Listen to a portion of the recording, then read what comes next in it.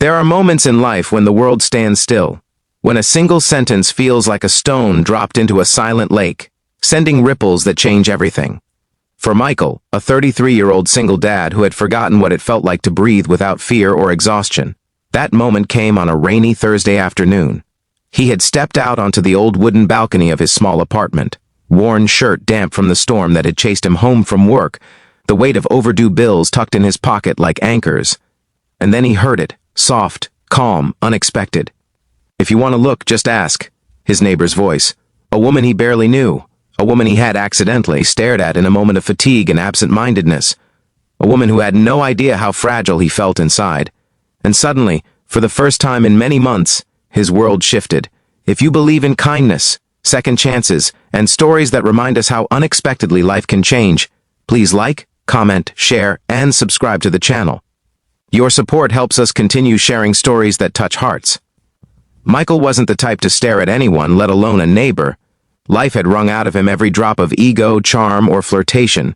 He worked long shifts as a mechanic, then rushed home to care for his 8-year-old daughter, Lily, who depended on him for everything after her mother had disappeared from their lives without warning. That afternoon, he had simply stepped outside to catch his breath. The sky had been a strange mix of storm clouds and slivers of gold light, the kind of sky that made a man feel both small and strangely hopeful. And there she was, Emily, the 30-year-old neighbor who had moved in 2 months earlier, decorating her balcony with hanging plants and warm, glowing lanterns that made her small space look like a different world, a softer one. Michael hadn't realized he had been staring until she turned and caught his gaze, not with annoyance or discomfort, but with a small, amused smile that made his chest tighten in a way he hadn't felt in years.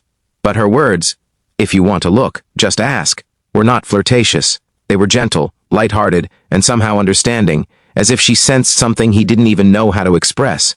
And that's why he froze. Because kindness was something he no longer knew how to accept. He retreated into his apartment, cheeks warm, heart pounding in confusion. It wasn't that he found Emily intimidating, it was the opposite. She seemed open, peaceful, and free, qualities he felt disqualified from. His life was a puzzle of obligations, worries, and the unending fear of failing his daughter.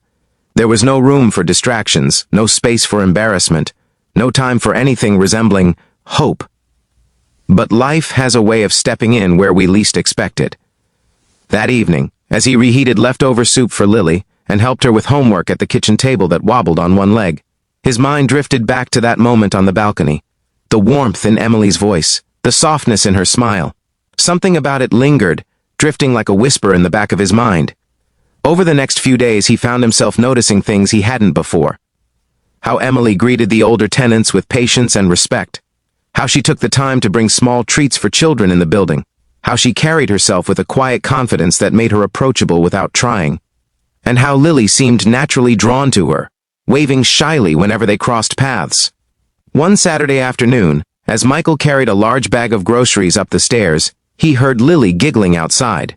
She was on the shared landing, sitting on the floor beside Emily, who was teaching her how to repot a tiny plant.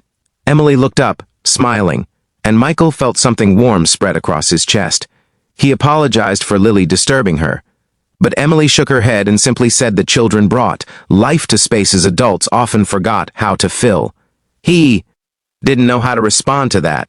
It had been a long time since anyone spoke to him in a way that felt healing.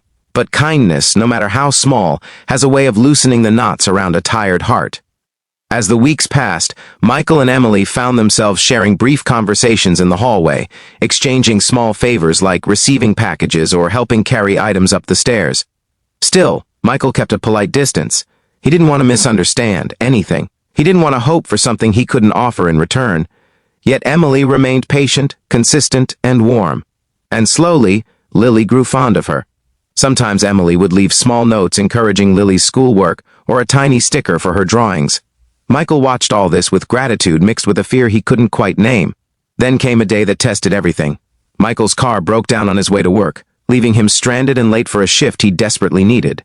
The repair cost more than he could afford, and when he returned home exhausted and defeated, he found Lily sitting on the couch hugging her knees. She had gotten into an argument at school, and one of the teachers had told her she lacked focus.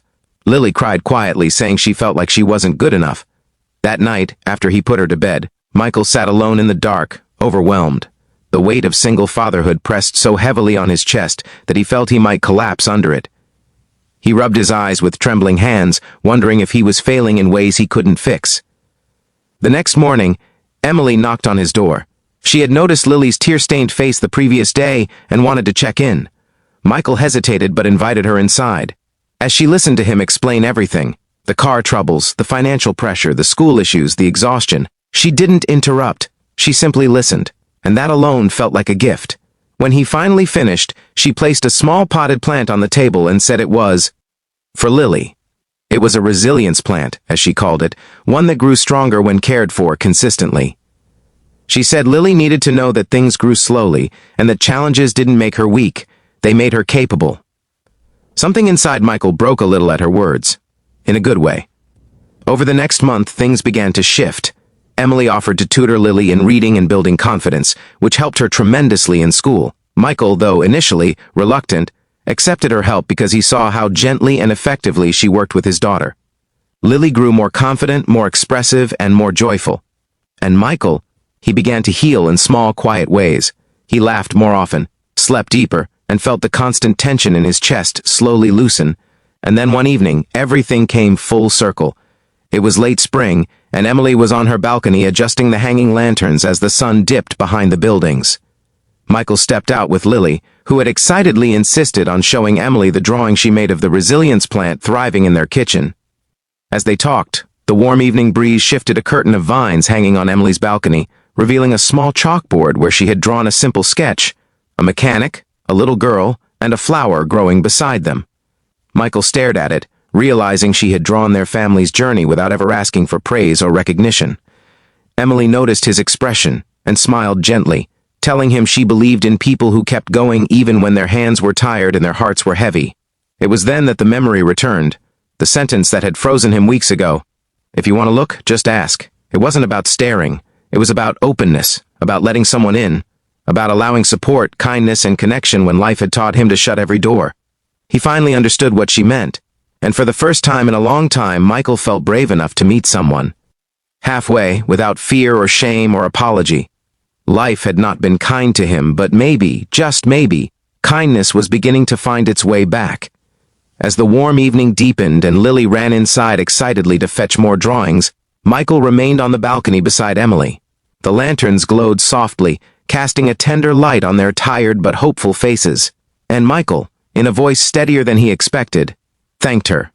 Not just for helping Lily, not just for the tutoring or the kindness, but for seeing him, past the exhaustion, past the struggles, past the defenses he had built so high he thought no one could climb them.